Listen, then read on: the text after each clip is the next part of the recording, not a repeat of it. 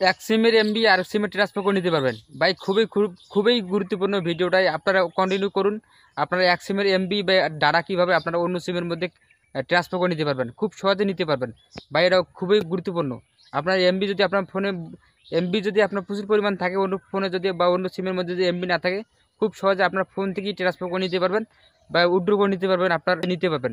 এটা অসাধারণ কাজ ভাই, কাজটা খুবই গুরুত্বপূর্ণ, কাজটা শিখে রাখুন।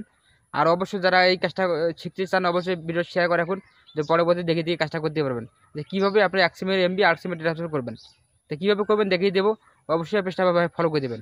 চলুন যারা শুরু যাক। এক সিমের এমবি আর সিমে ট্রান্সফার করার জন্য বা ডাটা ট্রান্সফার করার জন্য আপনাকে যে কাজটা সর্বপ্রথম করতে হবে, আপনার কলের বাটনটা ওপেন করে নেবেন। তো এখানে ওপেন করে নেওয়ার পর আপনাকে যে কাজটা করতে হবে, এখানে আপনার অবশ্যই একটা কোড লিখতে হবে। এই কোডের মাধ্যমে অবশ্যই আপনার এমবি বা ডাটাটা উইথড্র করে নিতে পারবেন, অন্য সিমে পাঠিয়ে দিতে পারবেন বা ট্রান্সফার করতে পারবেন।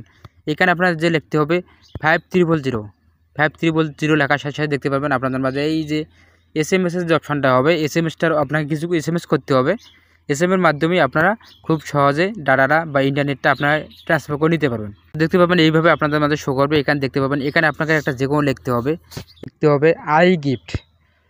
এই আই গিফট অবশ্যই আপনারা লিখবেন। তো আমি লিখলাম আই গিফট, এইটা অবশ্যই পারবেন। আমি আই গিফট লিখছি, এইখানে আপনারা অবশ্যই আই গিফট লিখবেন। তো আমারও লেখা আছে, অবশ্যই আপনারা আই গিফট লিখবেন। তো এখানে আপনারা একটা স্পেস দিবেন। এইখানে আপনারা এইভাবে আপনাকে SMS-টা করতে হবে। SMS-টা করলে কী হবে, খুব সহজে আপনার এমবিটা আপনার অন্য মোবাইলে ট্রান্সফার করে নিতে পারবেন বা ইন্টারনেটটা আপনার ট্রান্সফার করে নিতে পারবেন। তো আই গিফট লেখার পর আপনাকে যে কাজটা করতে হবে, 3টে ওয়েতে আপনারা এমবিটা ট্রান্সফার করে দিতে পারবেন। তো আপনাকে যে কাজটা করতে হবে, এখানে আপনাকে 75 MB দিতে পারবেন, 250 MB দিতে পারবেন, 1 GB পর্যন্ত দিতে পারবেন। এর বেশি ভাই দেওয়া যাবে না। আপনারা 250, 75, 1 GB এর মধ্যেই আপনাকে ট্রান্সফার করতে হবে। তো এই যে এইখানে আপনাকে যে কাজটা করতে হবে, এখানে ওইটা লিখতে হবে। যদি আমি 75 MB আপনি সেন্ড করি, 75 লিখবেন। 75 লেখার পরে এখানে জিবি লিখতে হবে আপনাকে। অবশ্যই আপনাকে ছোটো হাতে জিবি লিখতে হবে। জিবি লেখার পর আপনাকে যে কাজটা করতে হবে, এইভাবে আপনারা লিখবেন। তো যদি আমি 75 MB সেন্ড করব, তো 75 MB লেখার পর আপনাকে যে কাজটা করতে হবে, আবার ওটা ডট দিবেন। ডট দেওয়ার পরে আপনি নাম্বারে ট্রান্সফার করতে চান, ওই নাম্বারটা এখানে আপনারা, আমি একটা যে কোনো নাম্বার আমি তুললাম, তো এই নাম্বারে আমি ট্রান্সফার করব। আমি দেখার জন্য আপনি যে কাজটা করতেছি, এখানে নাম্বারটা তুলবেন। তো নাম্বারটা তোলার পর আপনাকে যে কাজটা করতে হবে, এখানে একটা আবার ওটা ডট দিবেন। তো ডট দেওয়ার পরে এই যে সিমের যে মালিক, এই সিমের মালিকের নাম দিতে হবে। আমি ধরুন যে আমি যে কোনোটা একটা নাম দিয়ে দিলাম, এই যে কোনোটা নাম দিয়ে দিচ্ছি, এই নামটা অবশ্যই দিতে হবে আপনাকে। এইভাবে আপনাকে দিতে হবে। যদি আপনি যে কোনো জিপি আপনার দিতে চান, 250 বা 75 বা 1 GB, এখানে আপনার লিখতে হবে, জিপি সহ লিখতে হবে ভাই। সবগুলো আপনাকে ছোটো হাতে দিতে হবে, ছোটো হাতের অবশ্যই দিতে হবে। আপনি ছোটো হাতে না নিলে একরূপ করবে না।